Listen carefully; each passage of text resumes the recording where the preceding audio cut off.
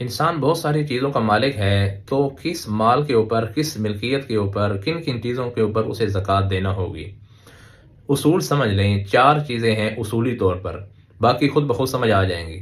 Number 1، gold یعنی سونا، وہ کسی بھی شکل میں ہو، چاہے زیور بنا ہوا ہے یا زیور نہیں بنا ہوا، کسی بھی اعتبار سے۔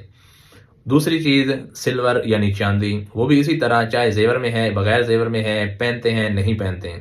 تیسری چیز وقت کی کرنسی، کوئی بھی کرنسی جو آپ ہمارے زمانے میں چل رہی ہے، وہ کرنسی اگر ہمارے پاس موجود ہے تو یہ سمجھ لیں کہ اس پر بھی زکوٰۃ دینی ہوگی۔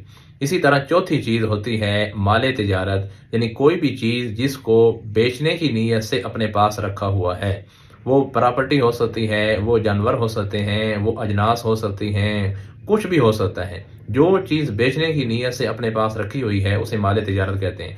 بس ان 4 چیزوں کے اوپر زکوٰۃ آتی ہے۔ اگر انسان اپنے پاس دیکھ لے کہ میرے پاس کیا کیا ہے، تو اسے بڑی آسانی سے معلوم ہو جائے گا کہ میں نے کن چیزوں پر زکوٰۃ دینی ہے۔